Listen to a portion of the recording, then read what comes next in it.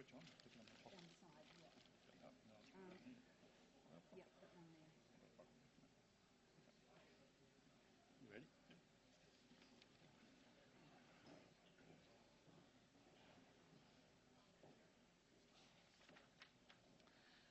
Good evening, everybody, and welcome to tonight's UQ Energy Express seminar, which we're featuring Professor Simon Bartlett and Dr. Jim Snow, or Associate Professor Jim Snow, who's adjunct here at UQ. So tonight we're going to look at the Australian power system, and I guess over the last year things have been pretty much in an unstable disarray situation in Australia. So last year we saw lots of volatility in prices, we saw some power system instability, and then on the 28th of September we saw the whole of South Australia taken out in a blackout. On the 10th of February we saw New South Wales and other parts of Australia almost taken out, but they were saved on the day by some load shedding. So as a result of that, we've got about 5 different inquiries going on around the country. We've got a Prime Minister bringing a solution, we've got Premiers bringing a solution, and we've even got Elon Musk here to save the day. But we've also taken 1,600 megawatts of always available on-demand power out of the system in the form of Hazelwood Power Station. So it beckons the question, what's going to happen next summer when we face peak loads again? So tonight we're going to have the talks in 4 stages really. So Simon Bartlett, who is a guy with 30-odd years of power systems expertise all over the world really, but including running the networks in Australia. We'll start by setting the scene as to how we got here. And then Jim Snow will come and give us a look at the policy and regulatory drivers that are taking us in the direction we're taking us, and perhaps in a different direction. And then Simon will come back and give us some case studies on how we might go about it, some potential solutions for this. And hopefully all of this is going some way to informing some of these inquiries, and particularly the Finkel inquiry into how we fix the NEM. After they've had their talks, we'll have an opportunity for some Q&A. And then we'll have some drinks outside, at which you'll have some further chances to speak with Simon and Jim. So without further ado, I'd like to welcome Simon to the stage and get started. Yeah, thanks, Chris. So I'll see how I go just walking around from here. So what I wanted to talk about was what I call the drivers, which have driven us to where we are, but also going to be the drivers that we need to be considering as we head forward in Australia's transition to a clean carbon future. Got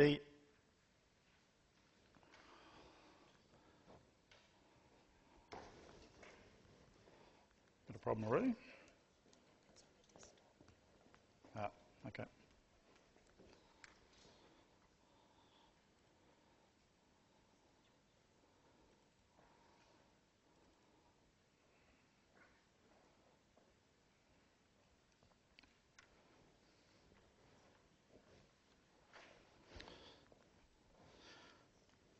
So the 7 things I wanted to talk briefly about, 1 slide each, is the shift to intermittent renewable generation, and we're a fair way down that track already, particularly in South Australia and in some parts of Queensland.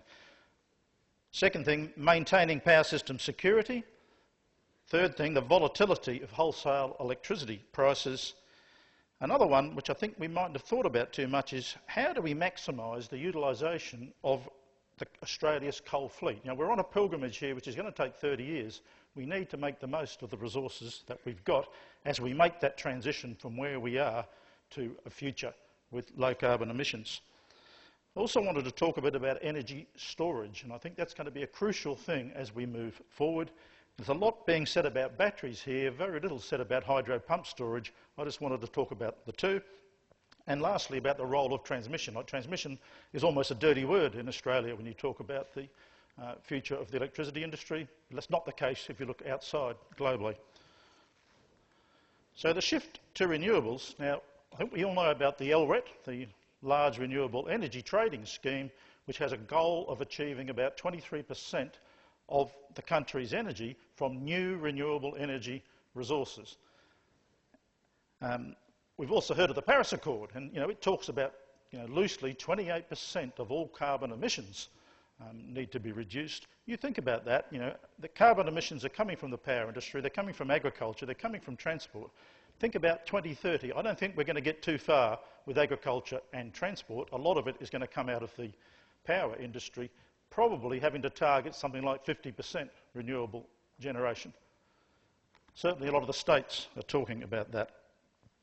And this has been driving renewables already. We've seen a lot of wind power in South Australia moving across into Western Victoria, a lot of PV on rooftops in Queensland, and now there's a surge. There's something like 12 new large-scale PVs coming on stream in Queensland in the current year.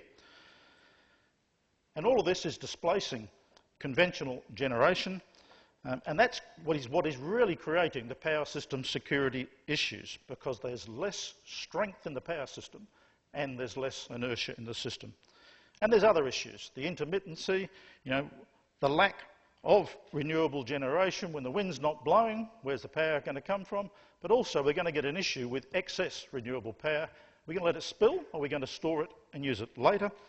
And we need increased flexibility from the rest of the power system to fill the gaps that the renewables can't fill. Another driver is power system security, and that's been coming across on the headlines of the papers time and time again in the last 6 months. And just some of the proof, last year Tasmania had some pretty severe problems when the Basslink interconnector failed, and they also had a record drought. Then we had the complete blackout of South Australia in September, which they say cost something like $367 million just in that single event. And they've had 3 other not so severe but quite significant incidents in South Australia since then. New South Wales had quite a serious issue on the 10th of February. Most people don't know, but it got pretty close to a total blackout of New South Wales. Didn't happen, I think, thank goodness. It would have certainly focused attention on the issue. AEMO has raised concerns about power system security issues with Queensland's push to 50% renewables, and the Finkel review's been constituted to look at power system security and the market rules, and that's underway and should come out with draft recommendations in the next month or so. South Australia's stepped up with a $550 million energy plan with batteries and a new power station. Not sure myself how that's going to help, and have been investigating a second interconnector. And the AMC has just introduced proposals to have new services for people to provide things to strengthen the grid and provide fast frequency response. These are all technical things that we're starting to need to do because of the move towards intermittent renewables. Electricity prices. Everyone, I think, knows what's happening to domestic prices, but if you look at the wholesale prices, red is Queensland, yellow is South Australia. For the last 4 years, the average wholesale prices in Queensland and South Australia have run about 25% higher than New South Wales and Victoria. It's not a new event, it's been going on for 4 to 5 years. If you wanted to buy electricity futures from the stock exchange, again, if you buy them in South Australia, you'll pay close to, well, up to $80. Queensland very high in summer, but the New South Wales and Victoria, again, these are running about 25–30% higher. You may have read about the high pool prices in Queensland have forced Boyne smelters to take one of the pot lines offline, decommission half of it, lay off 100 people, and they're now exporting the aluminium oxide to Brazil, make the aluminium there. That's costing the country $230 million of exports every year. Domestic gas crisis, that's been on the pages lately. With the export of the gas, we now have very, very high domestic gas prices, probably triple to 4 times what they were a couple of years ago, and that's causing a lot of havoc to Australian industry. And the Finkel review is not just looking at power system security, they're looking at the market and what can be done to address some of these issues. I believe that the root cause of these, and I'm postulating that, is we've got a fatal flaw in the design of our national electricity network. When you look at it, we've got the longest grid, AC grid in the world, a very long, stringy system, And it runs from Queensland, New South Wales, Victoria through to South Australia. It's what I call a hub and spoke. The hub is New South Wales and Victoria. The spokes are South Australia, Queensland and Tasmania. They've only got a single interconnector each. It's fine when the interconnector's running, it's fine when it's not constrained, but as soon as those interconnectors constrain, the pull prices go completely feral. They can get up to $14,000 a megawatt hour because it means they can't get the competition in from the other states. And if those spokes snap at full load, you've seen what's happened in South Australia to power system security. So you look at that and you think, wow, how did that happen? And it happened because, you know, we formed this network piecemeal. It was built out by the states, cobbled together. We've got what we've got. But I think now looking back at it, you know, wouldn't it be great to form a mesh? If you could form a mesh between here and here, so that at least the mainland states, everyone would have at least 2 connections, could that be something to rectify a lot of these base problems we've got? Another thing is, you know, we've invested a lot of money in coal in this country, and this is the age profile of Australia's, or the NEM's, coal-fired power stations. So you've got the likes of Hazelwood, just closed, 50 years old, running right down to Kogan Creek, only 9 years old. I've colour-coded them with their state jerseys on, so the yellowy colour are Queensland stations, the red colour are the Victorian stations, the blue in New South Wales. So, you know, it shouldn't come as a surprise that most of the very new coal fleet is sitting in this state. It was built in the last 10 to 15 years. There was a lot of low growth here. A lot of that plant is very efficient, supercritical plant, mine mouth, very low costs. And when you look at the carbon emissions, the same plant has the lowest carbon emissions of all the coal-fired plant in the country. Now you think about it, you know, Hazelwood's just closed. What's going to happen in the next 10 years? You know, reasonable chance that these stations up near the top end are going to be those that get closed down. So in this transition from where we are to where we're going to get, we're going to have to progressively see the closure of these. I think it's fairly unlikely anyone is going to invest in another coal-fired station in anywhere in the world, or certainly in Australia. So we're probably going to see these closing, and we need to be in a situation where this, the cleanest, newest, most modern coal fleet in the country, can help to take over in that role. So that, I think, is one of the drivers we should be thinking about if we think long-term or mid-term for this country. Energy storage needs. We're going to need lots of energy storage. You know, we've only got small amounts of renewables at the moment, but you think about the fact that solar only runs 25% of the time. If 50% of your energy is coming from solar, well, you're going to need 2 times the capacity of your average demand just to meet the energy needs. So what happens when it's a good sunny day and it's all running? It'll be coming out of your ears. So do you waste it? Do you store it? What do you do with that energy? And then there'll be times when a cyclone comes over, total cloud cover from one end of Queensland to the other, so we don't get any sun or very little solar for 2 or 3 days in a row. Well, that's when you need to pull the energy out of a storage device and use it to maintain essential supplies and supplies of electricity.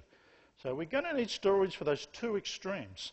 And it's going to be a lot of storage, and it's going to have a lot of hours of storage capacity. Now, don't go thinking of a battery which just runs for half an hour. I'm talking about stuff that could run for 10, 20 hours at a time. Battery storage, yeah, a lot of people's talking about that, but very costly. Only has about a 10-year life, and it doesn't have a lot of the characteristics you need for the main grid to maintain stability. Hydro pump storage, much lower cost, much greater storage capacity, and it has all the characteristics that the system needs to maintain a secure power system. So it needs to be considered. Last thing I wanted to talk about is the role of transmission, that dirty word. But there's no doubt that variable renewable energy, solar and wind, because it is connected through an inverter device, it doesn't provide the sort of the system strength, the glue that holds that power system together when it gets a big hit in the way that synchronous generators do. It's a known fact, and that's why South Australia blacked out so quickly when that interconnector opened up. There was just a surge on that system, and it just knocked everything out. because it didn't have enough synchronous generation connected to it. So this is an issue. The grid needs strengthening to compensate for that. And that's a known fact. If you look outside this country into Europe and China, they are building new HVDC interconnectors using VSC. It's a voltage source inverter, a new technology, and they're crisscrossing Europe with them. They're building them across China because that is the sort of technology that is a dancing partner with high amounts of intermittent renewables. We need the same sort of technologies in this country, but we're a bit inwardly focused. We're not looking out and seeing what's going on globally. It also, if we build them in the right place, it will enable us to develop some of the very best renewable energy in the country, and I'll cover that in the case study. And it will allow us to, could you imagine if we had an interconnector from Western Australia to the East Coast, so that when the sun's gone down here, the solar's not running here, and there's a huge need for getting power, it could be brought across from the West Coast where the sun's still shining. Well, the same thing applies with the variability of wind, so it helps to tap into the diversity. So I will hand over to the chairman.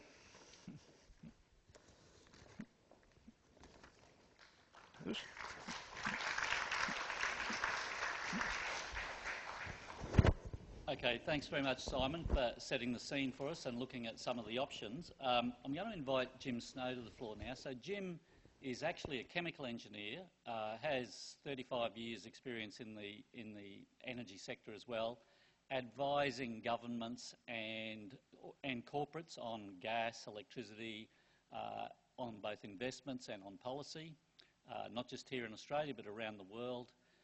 And in particular, as we make this transition to a low-carbon future, he has become increasingly interested in how that transition can occur. So Jim, he's also an adjunct professor at UQ, and yeah, we'll get your presentation.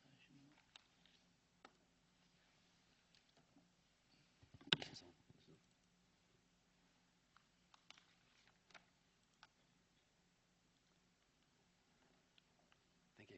Over to Jim. Okay.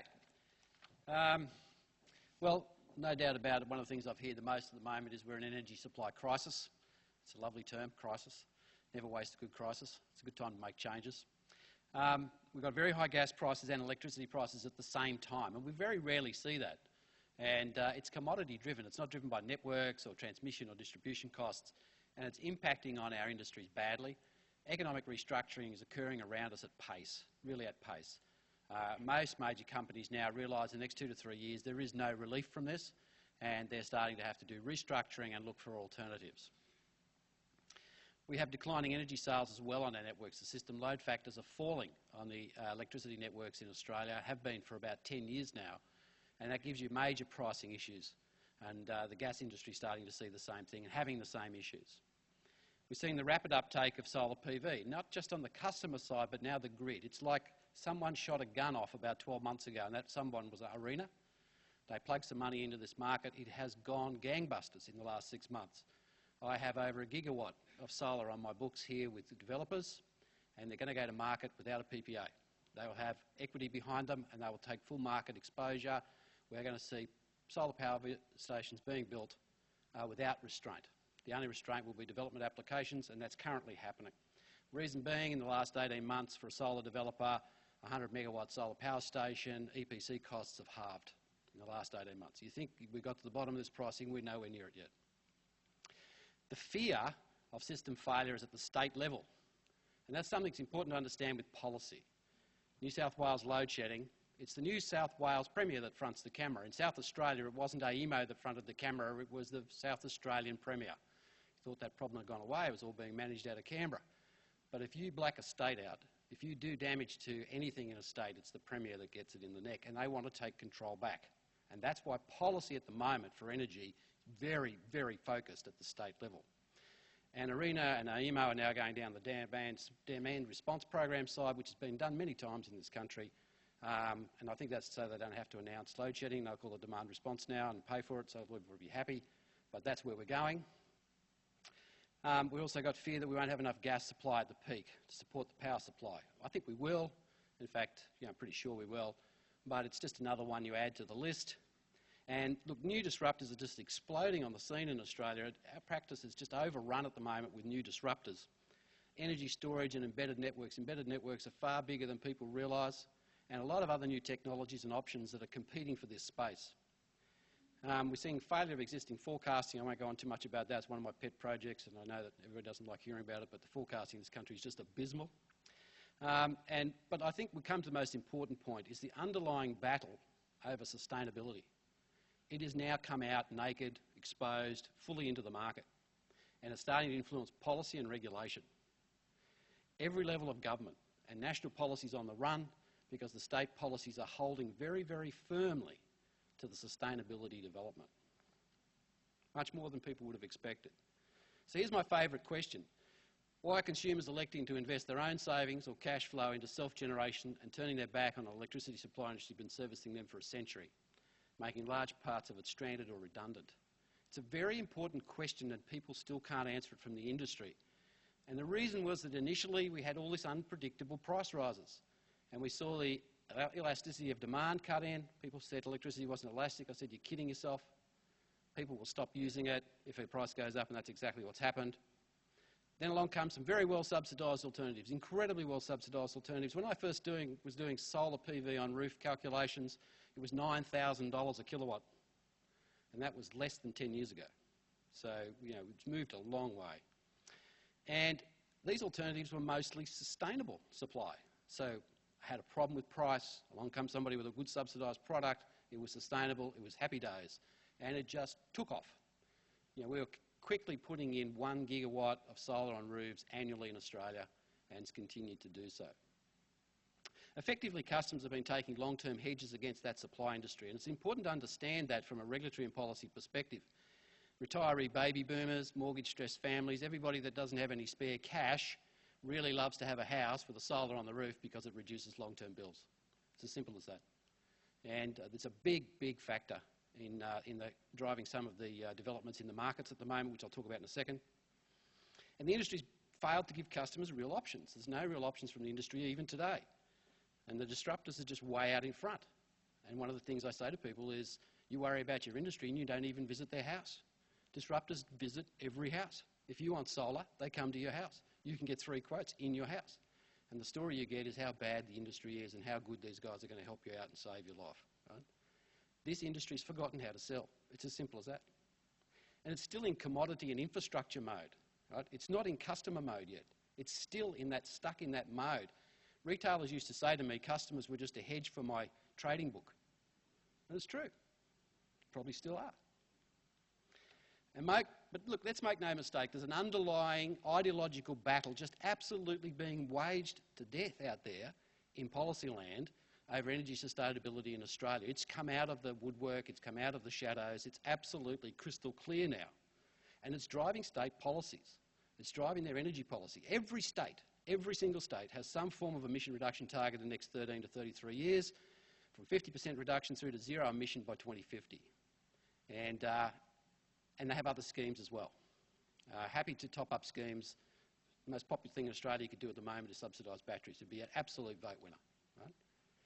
And on top of that, you've got the national policies running around, which not quite sure what they're doing, but they're helping. They're certainly helping the sustainability side of the argument. Gas drilling's been banned in a number of states.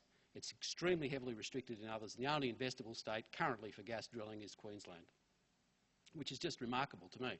And the reason for that is that price to you, price to the community is seen as just collateral damage. We're on a journey here to change. This is what they tell me. I work with a lot of green folks, and they tell me we're on a journey to change and it's just collateral damage. And we will get right in the end. If they want to eradicate fossil fuels, it's as simple as that. That's the transition. They don't want gas as a transition fuel. They told me straight away, just delays the inevitable. There's some logic in that. And gas is so expensive, no one wants to use it anyway. And they've told me we've won the Cold War, but it sounds like we've got a bit of revision going on at the moment. So they've just moved on to the export coal industry, and as you can see, that's where the battlefield is currently, particularly at state level. Why state level? Because it's the states decide whether you can drill for gas or dig for coal. The federals have no rights over the states in this argument. They only have offshore.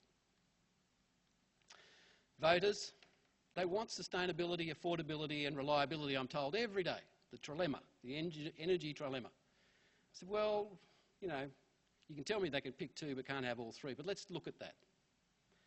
Do they want affordable, reliable but unsustainable energy? And the answer is no, they don't.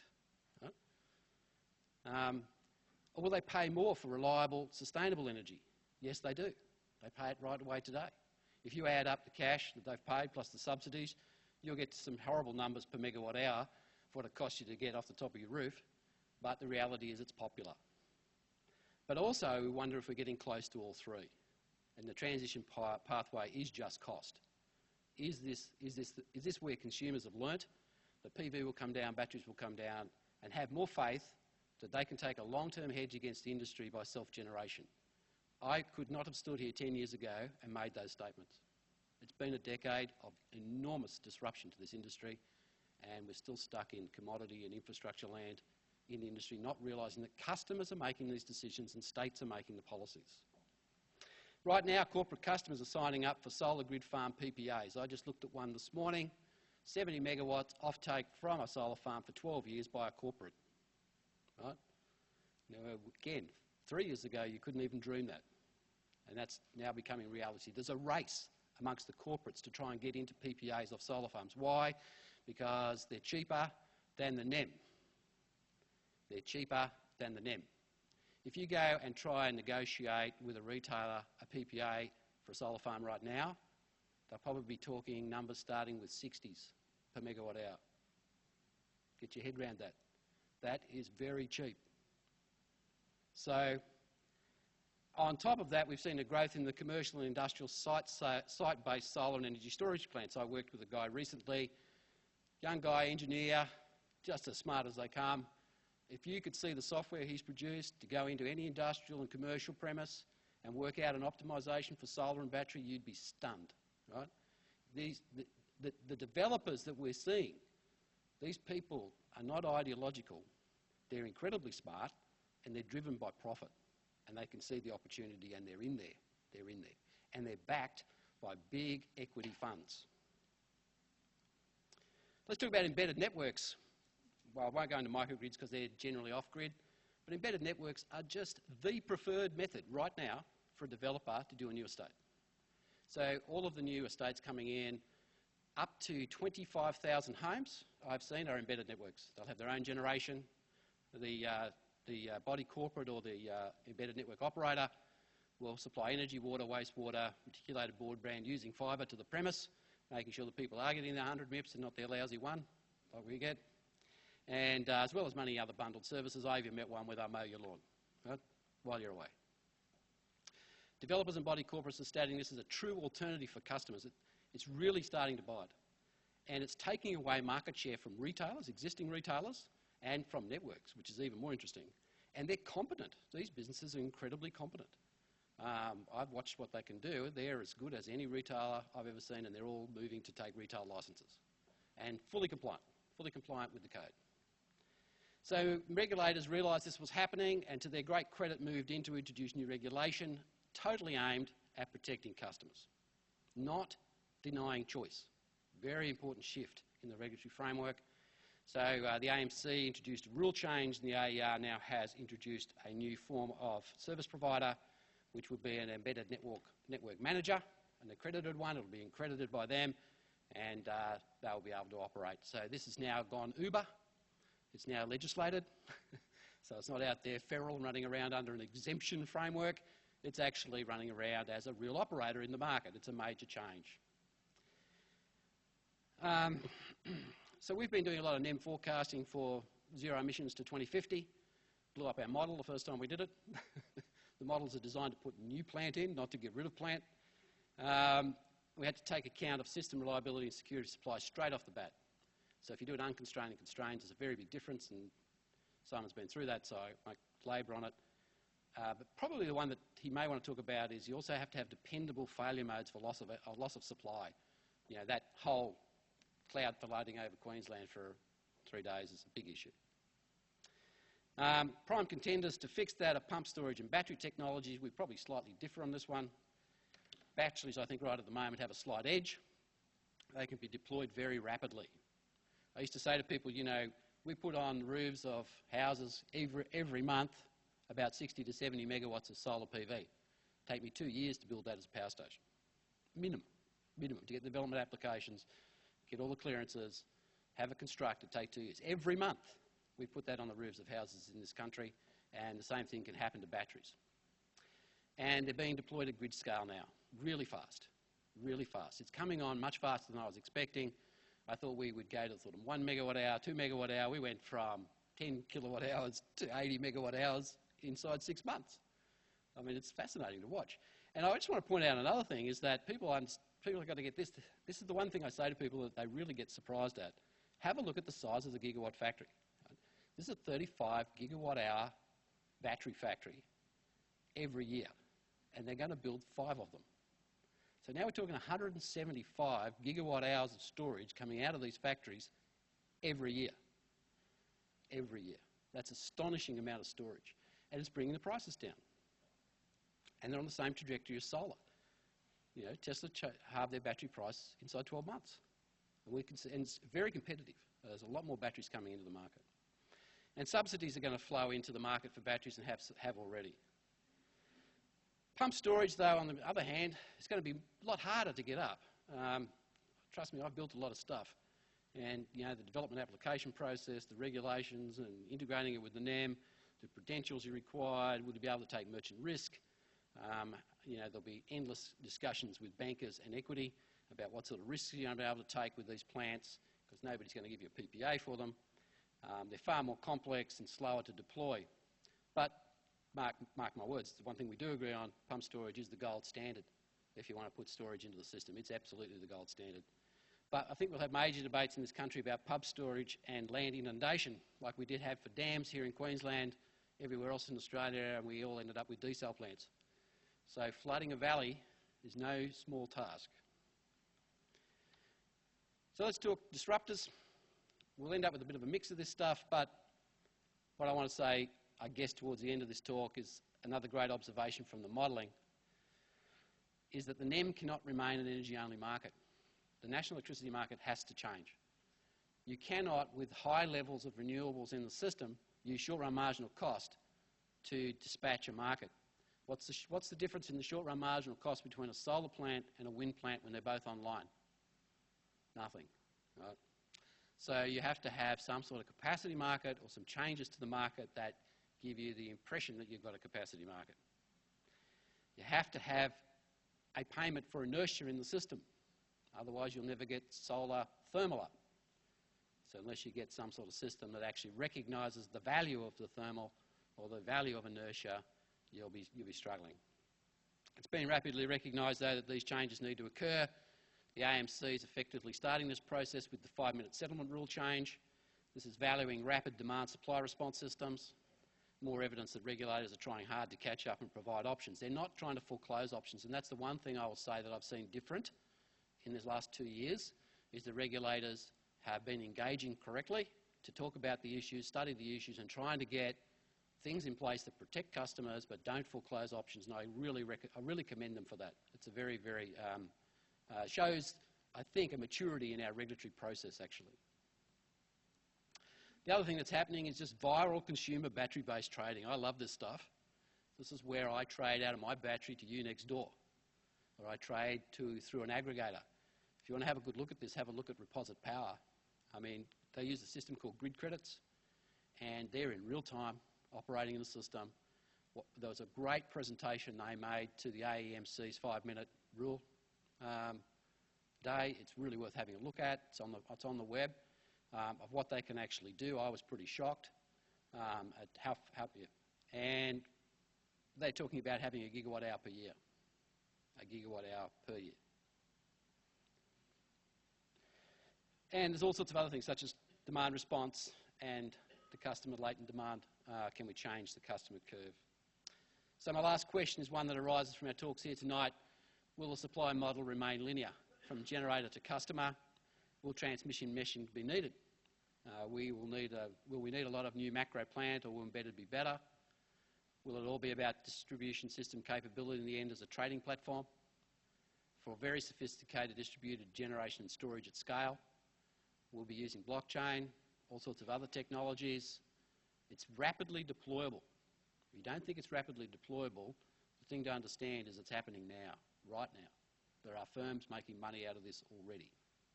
So my answer, or my two bobs worth, I suppose, is it's all about who's going to be fastest to market, the viral players, or will it be about detailed cost-benefit analysis of major infrastructure development? It's a very good question. Right? Will the viral players overrun? Or as a disruptor said to me, will the geeks win out over the Neanderthals? I was a bit of a Neanderthal myself. I didn't take that too kindly until I realised that all the geeks were engineers anyway. So, yeah, and the disruptors are definitely winning the regulatory and policy support they need. Thank you.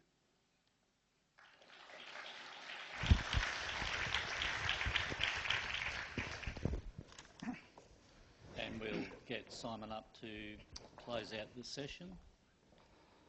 So can you just bring that up?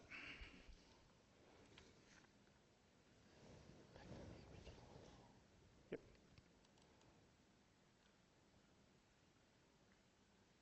That's it. Okay, so I've got two case studies to keep you all entertained. One is what I call meshing the NEM. So for each of these I've got about 5 slides, so I can only sort of touch on some of the highlights, but I'm hoping it'll stimulate a few questions for question time. So the concept here is I said that we could have a problem in the fatal flaw in the design of our national grid. So why don't we fix it? You know, the concept is, why don't we build an interconnection between here, which is in Queensland, sitting right on the really strong part on the grid between the two states, across into Central Australia, down here to South Australia. That happens to be an extremely weakened part of the South Australian network. It is in a bad way with the closure of Northern Power Station in terms of the strength of that system. So, you know, why don't we build an interconnector across here? So your option is, do you build something across here? You form a secure meshed NEM grid. It's half that distance, and this is not just the distance, but it is, you know, part of that grid is sitting on wood poles in the middle of the national grid. It's high losses, a lot of constraints, security concerns. If we come this way, it's half the distance. If you design it properly, it would be less than half the transmission losses. You could build that with losses of about 5% if you wanted to. You'd avoid all this congestion, which is every time you look at this national market, you notice there's congestion across the interconnections and separation of pool prices. Well, you just come straight across. Don't bypass all that.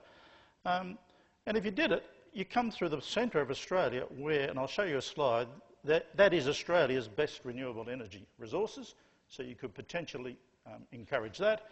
And to me, this is strategic national infrastructure, and I'll show you why I say that.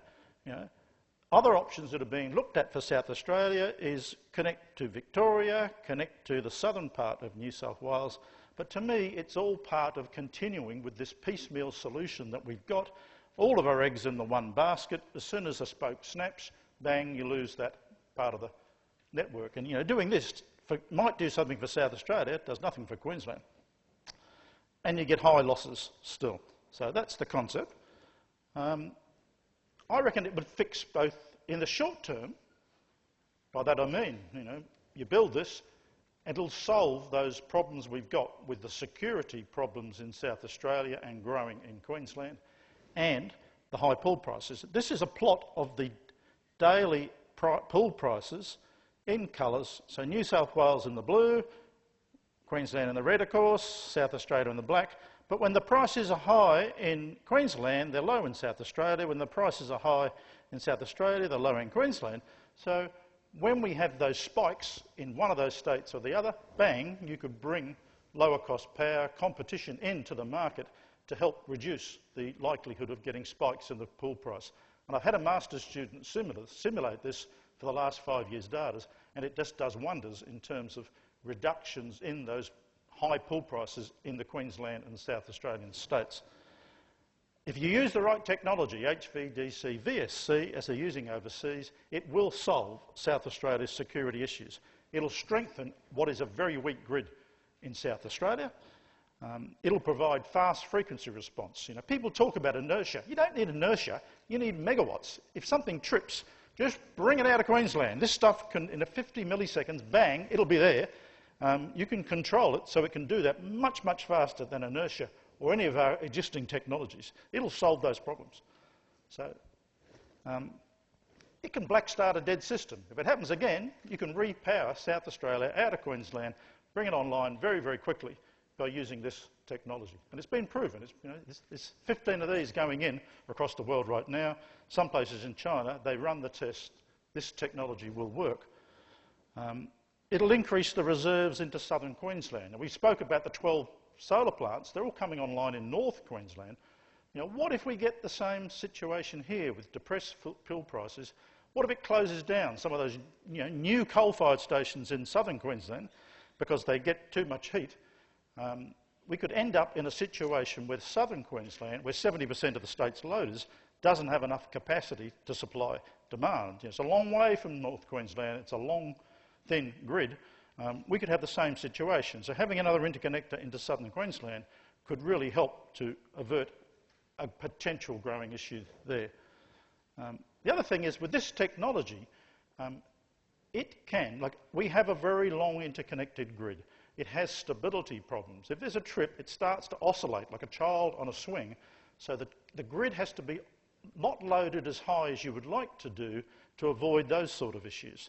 With this technology, as soon as that happens, you can tune it to neutralise the oscillations and the swings, and studies which have been undertaken on this are indicating that even though you're just connecting from South Australia to Queensland, you could bring at least another 500 megawatts up and down the interconnector between New South Wales and Queensland, and probably the same case into Victoria.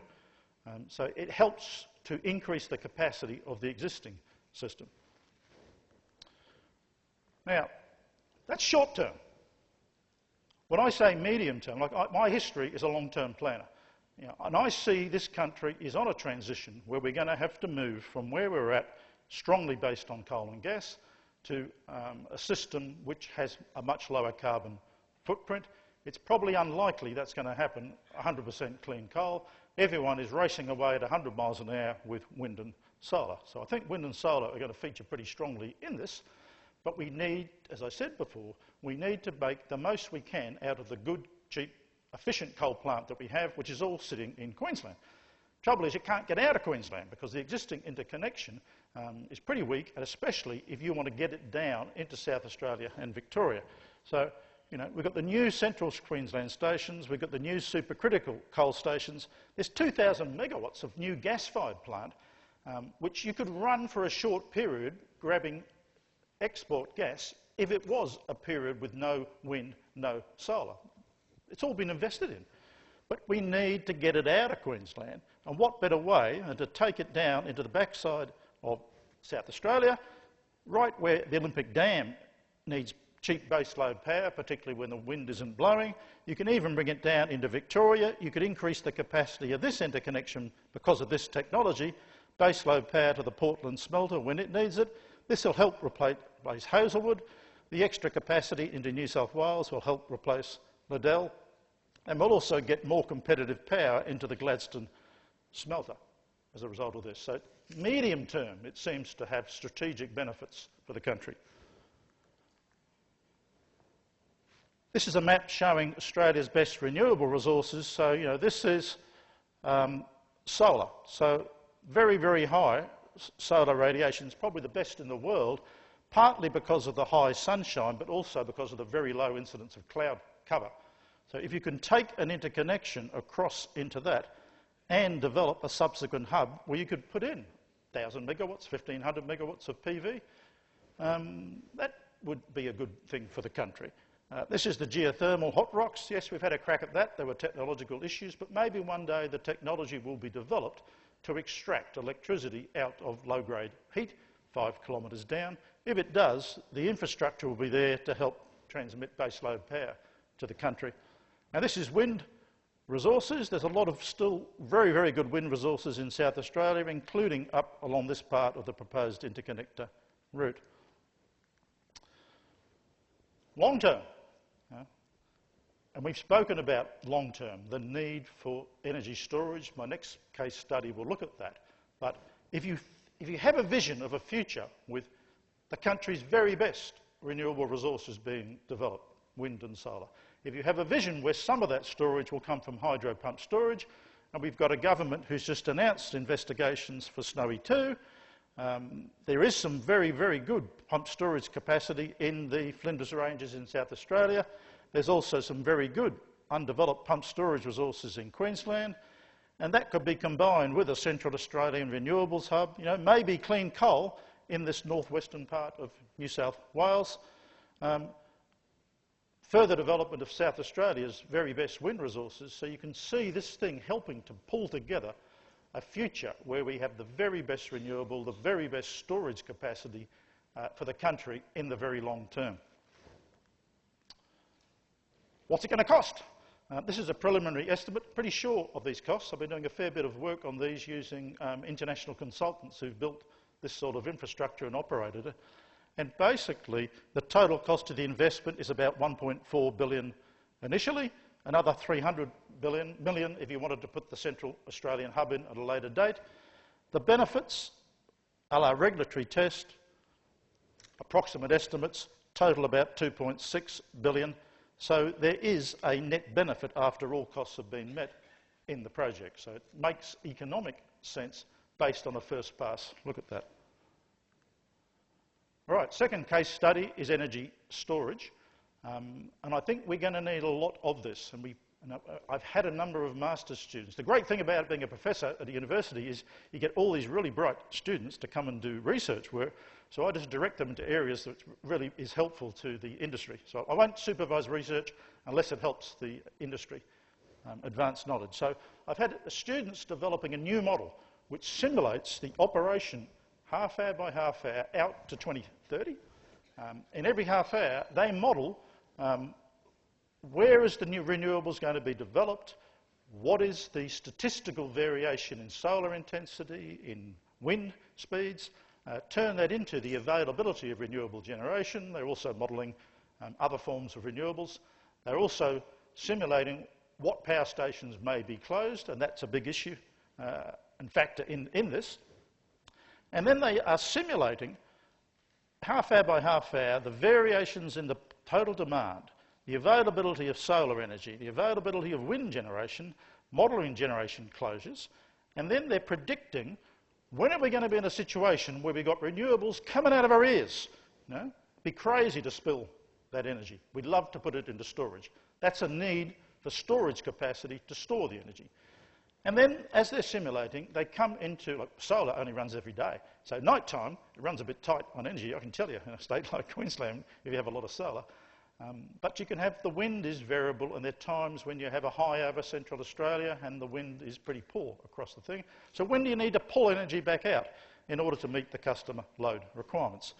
And they basically have done this modelling, and this they've calculated how many megawatts did we need just for Queensland. So basically, you see there, I think it's about up to 2,000 megawatts to generate, put energy into storage, and then up to 2,000 to pull it out. And this is as it varied. This was just modelling a 3-month period, but they've done it for umpteen years. And then they've modelled cumulatively how much do you have to store that in storage so that you can then pull it out, you know, and this is the cumulative energy held in storage.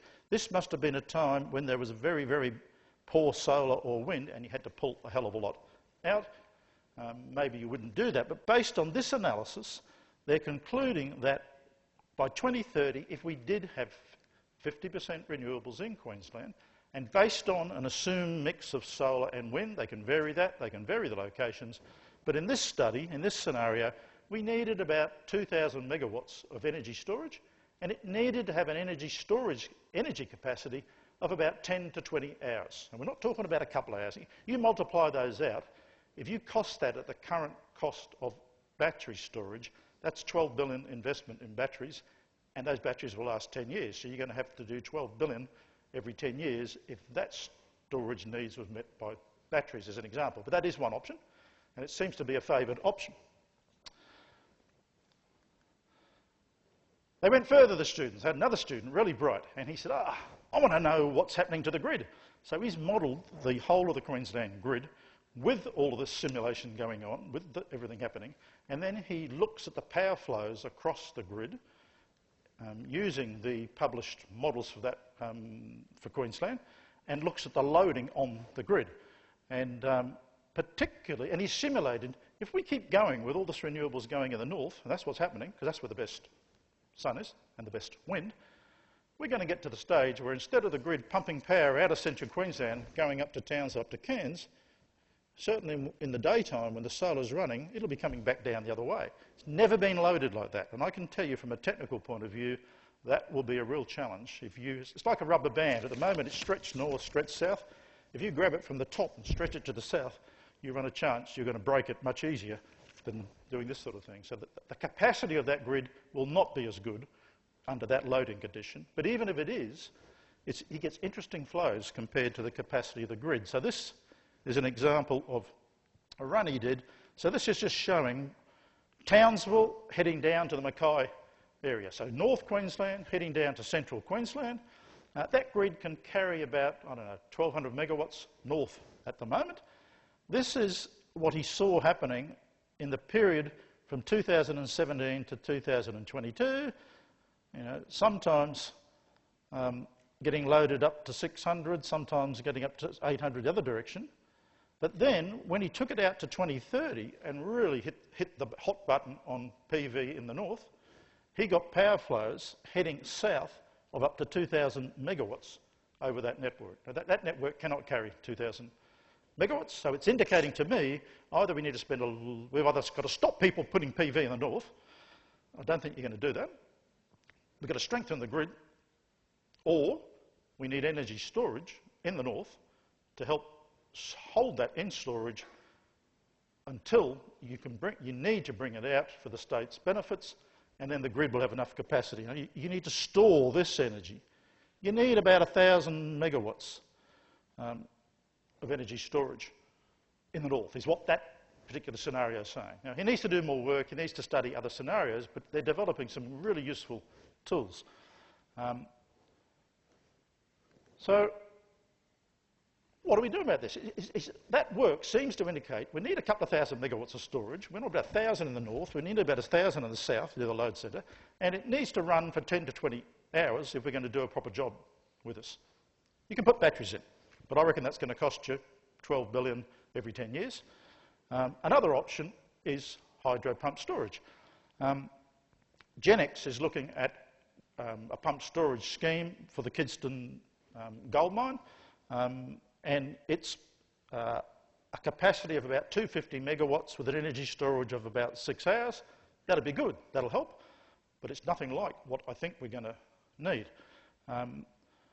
When I worked for the State Electricity Commission back in the 70s, that's how old I am, more than 30 years experience I'm afraid, I worked for the Electricity Commission, who worked with the Water Resources Commission and engaged the Snowy Mountains Hydro, and in 74 they looked at a really fantastic pump storage scheme on the Burdekin River. There's a dam on Burdekin Falls. It could be developed up to 1,500 megawatts with an energy storage of about 10 hours. You can build, there's an existing dam there, you can build another dam about 30 kilometres downstream, and you've got a storage reservoir there about 1 kilometre wide, 30 kilometres long, with quite a few metres of head you can use. So technically and economically, bloody cheap. We're talking here less than $1 billion. You could build something like that and it'll last 100 years. What about southern Queensland? Same time I was working for the SECQ. They engaged Snowy Mountains Engineering Corporation and GHD and basically scoured the whole of southeast Queensland from the New South Wales border right up to the Sunshine Coast, up to Toowoomba, and looked for anywhere where you could build large-scale hydro pump storage. Found 4 really great schemes. And by great schemes, I mean the geology, ideal, the hydraulic head, we're talking 300 to 350 metres of head, environmental impacts on a regional and local basis. They looked at overall costs, energy storage, proximity to the grid, and being able to have water available to meet the needs of the schemes. These were invariably what I call turkey's nest. You know, build a couple of storages, very close together, where the dams are very small but impound huge reservoirs. You know, we're talking of 50,000 megawatt